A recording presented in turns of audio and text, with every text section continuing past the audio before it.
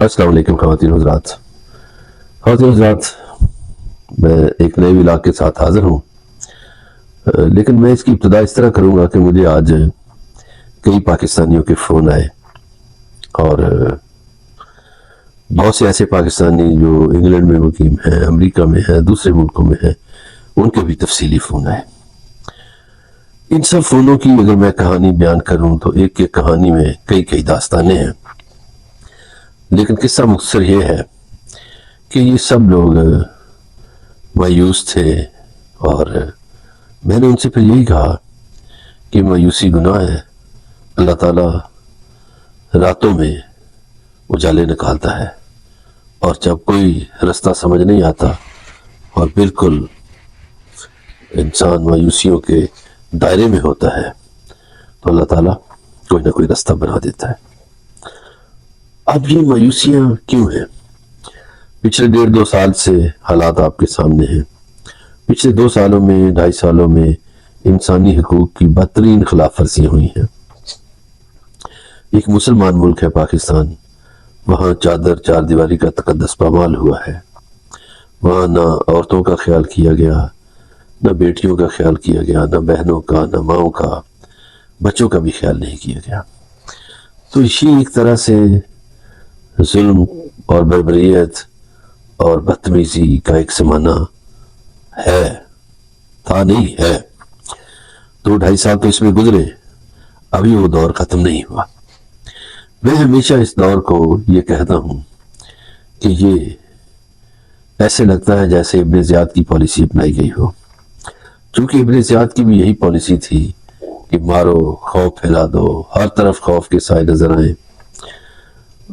हमारे बहुत से सुनने वालों को शायद ये ना हो कि इब्न ज़ियाद असल में कूफा का गवर्नर पहले नहीं था, वो बसरा का गवर्नर था। तो जो ही यजीद को ये पता चला कि रसूल पाक सल्लल्लाहु अलैहि वसल्लम के ख़ानदान के अफराद कूफा का रुख कर रहे हैं, तो उसने इब्न ज़ियाद को ये इजाफी चार्ज दिया और कहा कि तुम बसरा के भी गवर्नर हो, कूफा के भी, मगर तुम कूफा में बैठो, वहाँ क्याम करो और वहाँ मैं चाहता हूँ तुम जिस तरह की जुल्म बर्बरियत करते हो इसको ज़रा अरूज पे पहुँचाओ और खौफ फैलाओ। तो उसने खौफ फैलाया। ये एक यजीदी टोले की मैं समझता हूँ पॉलिसी है। मुझे बदकिस्मती से कहना पड़ता है कि गुज़िश्ता 2-2.5 सालों में पुलिस ने भी कई शरीफ लोगों को तंग किया और तंग करने वाले भी सिक्योरिटी इदारे थे, लेकिन देखिए इसमें लोगों ने बदले भी लिए। क्या कैसे बदले लिए कि मसलन किसी के साथ ज़मीन का तनाज़ा है या लेन देन का तनाज़ा है, तो उसने वो ऐसा जो से उसकी दोस्ती है, तो उसने कहा अच्छा उसको फिर उसमें 9 मई में डाल दो। तो 9 मई का भी एक ड्रामा था, वो अब आपको सब कोई पता चल चुका है। ये कैसा ड्रामा था कि जो प्रेस कॉन्फ्रेंस करे वो 9 मई से पाक हो जाए। अजीब बातें हैं। मेरे पास बहुत से सवालात हैं इस हवाले से, और बहुत से ऐसे लोग जिनकी वीडियोस थी वो प्रेस कॉन्फ्रेंस करके पवित्र बन गए, पाक हो गए, और जिन्होंने इमरान खान से वफादारी निभाई और अपने सियासी नजरिए के साथ वफा निभाई, वो बेचारे मुजरम बन गए। खैर, हमारे बहुत से लोग पंजाब के खास तौर पर जेलों में हैं।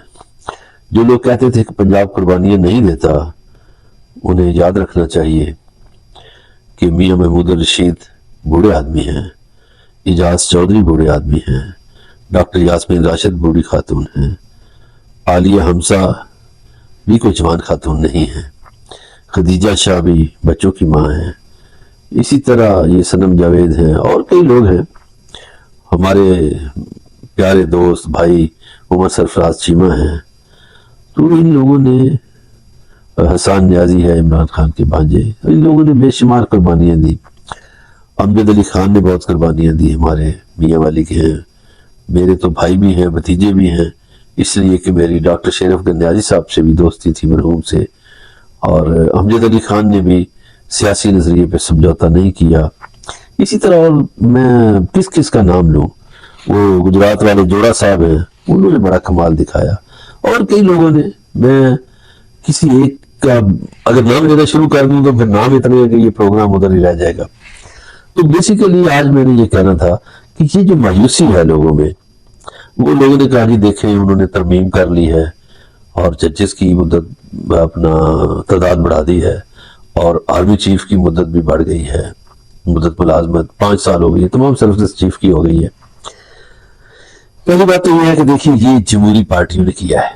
یہ جو خود کو نام نہاد جمہوری پارٹیاں کہتے ہیں نا، پیپلز پارٹی اور نون لیگ، بنیادی طور پر یہ دونوں جماعتیں مارشل لاء کی گود میں سے ان کے لیڈران نکل کر آئے تھے.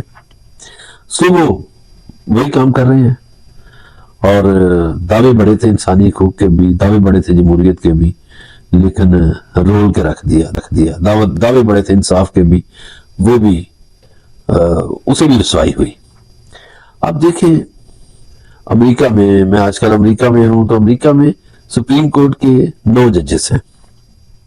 اتنا بڑا ملک ہے، 52 ریاستیں ہیں اس کی، اور اس کی ایک ریاست پاکستان سے بھی بڑی ہے، بعض ایسی ریاستیں بھی ہیں. تو سمجھ نہیں آتا کہ ان کے پاس 9 ججز ہیں سپریم کورٹ کے، ہمارے پاس 17 تھے، پھر 2 ڈھاک رکھ لیے، وہ 12 کھاتے تھے ڈھاک، تو 19 ہو گئے. اب ان کی تعداد 34 کر دی گئی ہے. بھئی آپ نے ان ججز کا کیا کرنا ہے؟ اسلام آباد ہائی کورٹ کے ججز کی تعداد بھی 9 سے بڑھا کر 12 کر دی. انگلینڈ کی جو سپریم کورٹ ہے اس کے 12 ججز ہیں، امریکہ کے 9 ججز ہیں، لیکن پاکستانی سپریم کورٹ کے ججز کی تعداد اب 34 کر دی گئی ہے. یہ ذرا تعداد بڑھانے والے یا اس کے پیچھے جو لوگ ہیں، کردار ہیں، وہ سوچیں کہ ہمارا انصاف دینے والوں میں کون سا نمبر ہے ہماری عدلیہ کا. ہمیں شرم آتی ہے، ڈوب مرنے کا مقام ہے کہ ہمارے ہاں انصاف کا یہ تناسب ہے کہ دنیا میں ہم کون سے نمبر پہ ہیں. شاید 2-4 ملک اور پیچھے ہوں، ہمارا نمبر بہت نیچے ہے. یہ تمام انصاف فراہم کرنے والوں کے لیے ایک سوال ہے. ظاہر ہے وہی انصاف دیتے ہیں جو انصاف کے مناصب پر بیٹھے ہوں. اب ایک یہ جب ترمیم ہو رہی تھی ججز کے حوالے سے تو پی ٹی آئی کے اراکین اسمبلی شور کر رہے تھے اور نامنظور کی باتیں کر رہے تھے اور قومی اسمبلی میں احتجاج کر رہے تھے. لیکن حکومتی پارٹی نے اس احتجاج کا فائدہ یہ اٹھایا کہ اسی دوران آرمی ایکٹ کے حوالے سے جو بل تھے وہ خواجہ آصف نے منظور کرا لیے. ٹھیک ہے، اب انہوں نے آرمی چیف کی مدت اور باقی سروسز چیف جو ان کی مدت کر دی ہے 5 سال. اچھا بھئی آپ کے ملک میں پہلے بھی روزگاری ہے، تو آپ بجائے یہ کہ ملازمت کی عمر کم کریں آپ بڑھا رہے ہیں. پھر اگر بڑھا رہے ہیں تو انصاف کا تقاضا ہے کہ آپ کالجوں کے پرنسپلز جو ہیں ان کی عمریں بھی بڑھا دیں، جو ڈاکٹر سرکاری خدمات انجام دے رہے ہیں ان کی مدت ملازمت بھی بڑھا دیں، جو وائس چانسلر کام کر رہے ہیں یونیورسٹیوں میں یا پروفیسر کر رہے ہیں یا اسی طرح اور محکموں میں لوگ کام کر رہے ہیں تو ان کی مدت ملازمت بھی بڑھا دیں. اس لیے بڑھا دیں کہ جب آپ سروسز چیف کی مدت بڑھاتے ہیں تو ایک شائبہ ملتا ہے، ایک شائبہ ہوتا ہے کہ آپ نے کسی مفاد کے تحت یہ مدت ملازمت بڑھائی ہے. فوج کے اندر بھی ہو سکتا ہے بے چینی ہو، مجھے نہیں اس کا اندازہ، لیکن پہلے جب بھی کبھی مارشل لاء لگا تو لوگوں کی پرموشن رک گئی، یا جب بھی کسی کو ایکسٹینشن ملتی تھی جیسے جنرل کیانی کو ملی، جنرل شرف کو ملی، جنرل باجوہ کو ملی، تو اس ایکسٹینشن کا یہ نقصان ہوتا تھا کہ بہت سے افسران جن کے دل میں یہ ارمان تھا کہ وہ شاید آرمی چیف کی دوڑ میں شامل ہو جائیں، وہ بیچارے ریٹائرڈ ہو گئے. ککول میں جو بھی میرے وطن کا بچہ جاتا ہے اس کا خواب تو ہوتا ہے نا کہ وہ آرمی چیف بنے گا، مگر اب آپ نے چونکہ مدت ملازمت ہی بڑھا دی ہے اور کبھی آپ ایکسٹینشن ہی دیتے ہیں، یہ پولیٹیشین ہے نا اس کے قصوروار، تو بھائی بابا پھر باقی لوگوں کو بھی دے دیں، مدت ملازمت بڑھا دیں. آپ کے ملک میں پہلے نوکریاں نہیں ہیں، آپ کو تو چاہیے تھا ملازمت کی عمر کم کرتے، آپ نے بڑھا دی ہے. لیکن پاکستان کے وہ لوگ جو سوچ میں پڑے ہیں یا مایوس ہیں انہیں کہتا ہوں مایوس نہ ہوں. اسی نومبر کے مہینے میں، نومبر کی 10 تاریخ کے بعد آپ دیکھیں گے صورتحال بدلتی ہوئی دیکھیں گے، اپنی آنکھوں سے دیکھیں گے، اور یہ شاید سب کچھ نہیں ہوگا جو بنایا گیا ہے، جو دربار سجایا گیا ہے. ہمیں تاریخ سے بہت سی باتیں ملتی ہیں، لیکن بدقسمتی یہ ہے کہ طاقت کے نشے میں لوگ تاریخ کا سبق بھول جاتے ہیں. کیا لوگوں نے شداد کی کہانی نہیں پڑھی؟ کیا لوگوں نے فرعون کی کہانی نہیں پڑھی؟ یا لوگوں نے یزید کی کہانی نہیں پڑھی؟ یا نمرود کی کہانی نہیں پڑھی؟ اور اگر پڑھی ہے تو انہیں خبر ہونی چاہیے تھی کہ ہمیشہ اقتدار اللہ کی ذات کے پاس ہوتا ہے، ہمیشہ اقتدار کسی انسان کا نہیں رہتا. برے صغیر میں سب سے زیادہ طویل حکومت مغل اعظم اکبر بادشاہ نے کی ہے، اور انہوں نے 51 برس حکومت کی، مگر انہیں بھی پھر جانا پڑا. صرف اللہ کی ذات ہے جو رہتی ہے. اور ایک اور بات میں یہ طاقتور لوگوں کو کہنا چاہتا ہوں جو طاقت کے نشے میں ہے. مولا علی علیہ السلام کا فرمان ہے، بدقسمت ہے وہ شخص جس کی عزت اس کے خوف کی وجہ سے کی جائے. آپ اندازہ لگا لیں کہ کس کس کے خوف کی وجہ سے اس کی عزت ہے، تو پھر وہ اپنی بدقسمتی کو بھی آئینے میں دیکھ لے کہ وہ کس قدر بدقسمت ہے. کوئی بھی شخص جس کے خوف کی وجہ سے اس کی عزت کی جاتی ہو. اللہ تعالیٰ ہمیں عاجز رہنا سکھائے، اور اللہ تعالیٰ ہمیں اپنے عہدوں سے انصاف کرنا سکھائے. ہمیں جب اچھے عہدے ملتے ہیں، بڑے عہدے ملتے ہیں، طاقتور عہدے ملتے ہیں، تو اللہ تعالیٰ ہمیں یہ بھی سکھا دے کہ اس کے بعد طاقت کے نشے میں چادر چار دیواری کا تقدس پامال نہیں کرنا.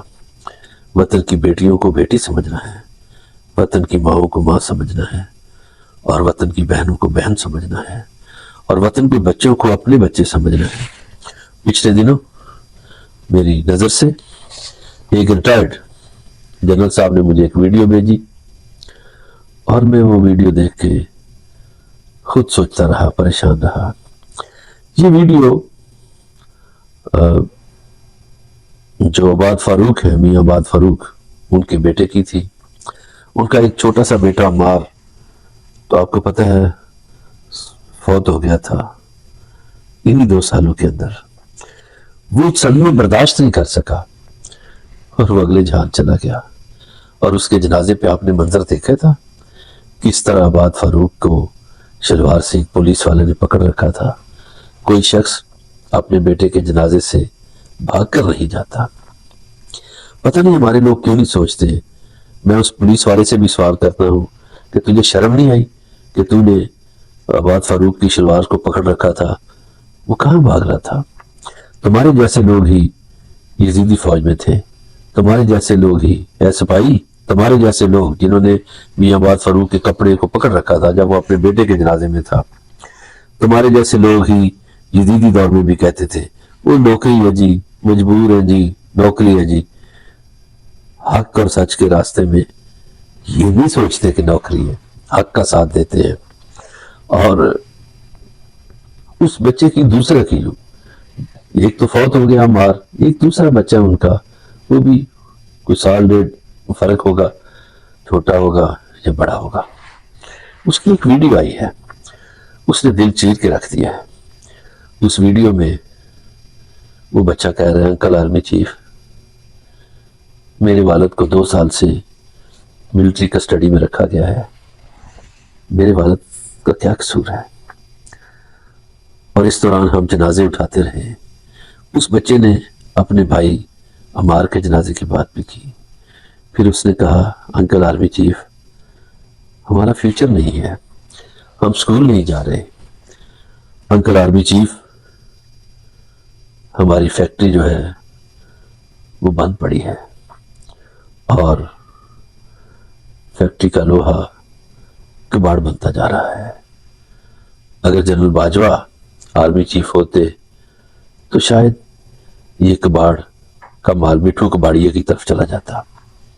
لیکن آرمی چیف سید عاصم منیر صاحب، آپ کے بھی بچے ہیں، آپ کی بہنوں کے بھی بچے ہیں، بھائیوں کے بھی بچے ہیں، میں ان کو جانتا ہوں. آپ کو کوئی خیال نہیں آیا؟ اس بچے کی ویڈیو اگر آپ تک نہیں پہنچی تو آپ کے ادارے پھر آپ سے بہت کچھ چھپا رہے ہیں. یہ ویڈیو آپ تک پہنچنی چاہیے، نہیں پہنچی تو منگوا لیں اور اس کو دیکھیں.